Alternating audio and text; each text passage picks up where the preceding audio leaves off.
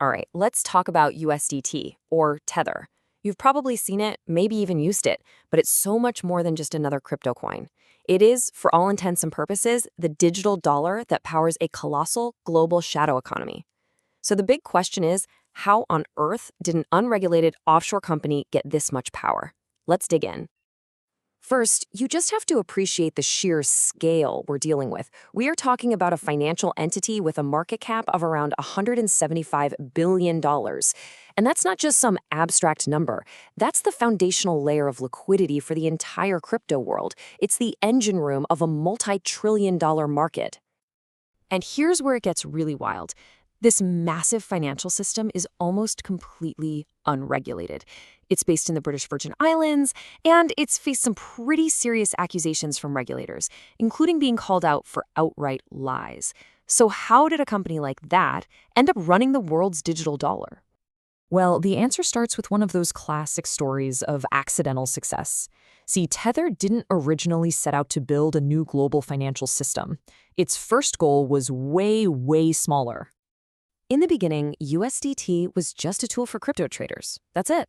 It was a simple way to get around the slow, expensive, and frankly annoying process of moving actual US dollars between different crypto exchanges.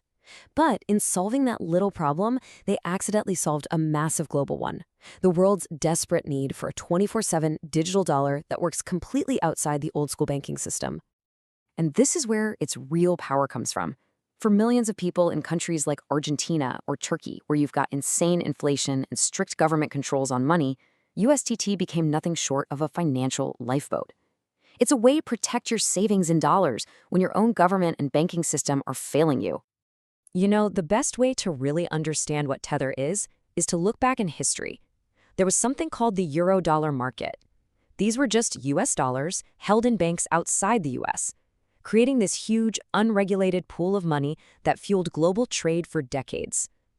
Well, USDT is basically the 21st century digital version of that. It's an offshore dollar system, but instead of banks, it runs on the blockchain. Okay, so if we've got this $175 billion offshore system, the next logical question is, what's actually inside this black box? What is supposedly backing all these digital dollars and keeping the price pegged one-to-one? Let's take a look.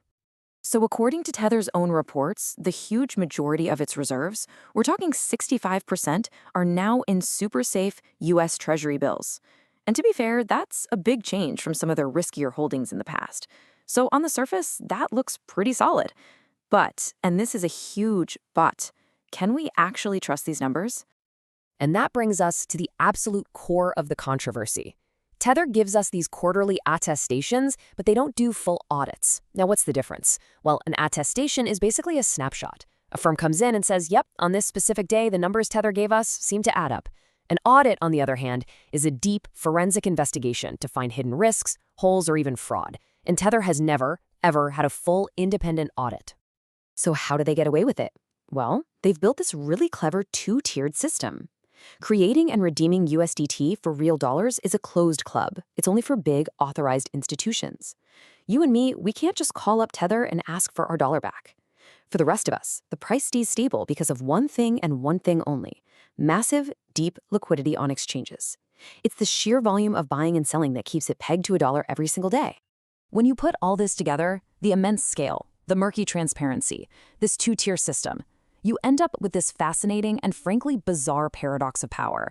Tether now sits in a very strange, very contradictory place in the world of finance.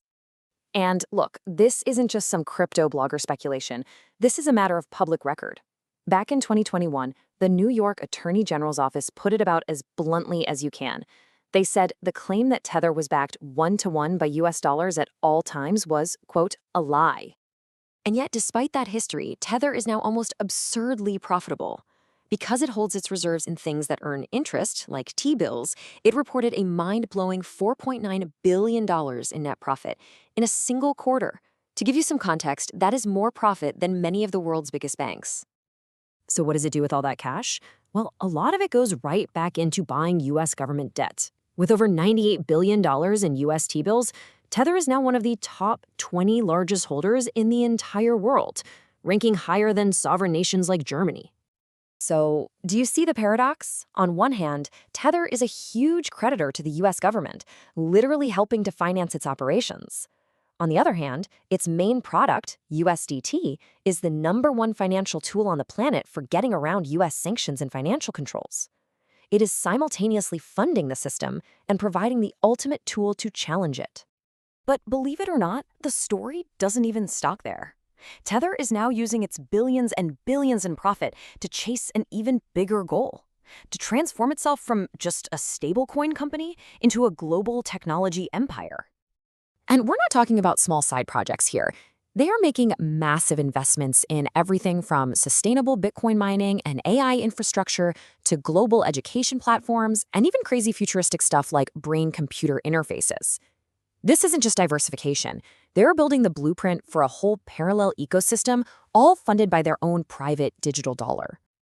And to make sure this new empire succeeds, they're playing a very, very smart two-pronged game.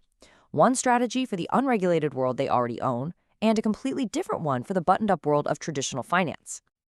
It's a simple but brilliant strategy. They're going to keep the unregulated offshore USDT for the global crypto market that wants privacy and doesn't want to ask for permission. But at the same time, they're preparing to launch Tether USA, a completely separate, fully regulated, and fully audited stablecoin designed specifically for US institutions. It's a perfect hedge. They're building a bridge to the old world while reinforcing their dominance in the new one. Okay, so we've gone from a simple trading tool to a controversial financial lifeboat to a full-blown tech empire. After all that, what does this all really mean? What are the big things to take away here? I think it really boils down to 3 key ideas. First, you have to think of Tether as the world's digital eurodollar, a massive parallel system for dollar liquidity. Second, its trust doesn't come from transparency or audits. It comes from battle-tested resilience and incredibly deep liquidity. It just works. And third, it's not a stablecoin company anymore. It's a self-funded tech empire, building the tools for a very different kind of future. And that really leaves us with one final pretty profound question. We have always been taught that for money to work, you need trust, and that trust requires transparency and regulation. But Tether seems to prove that for millions of people around the world, battle-tested utility and unstoppable liquidity are actually more important. So what does that reality mean for the entire future of money?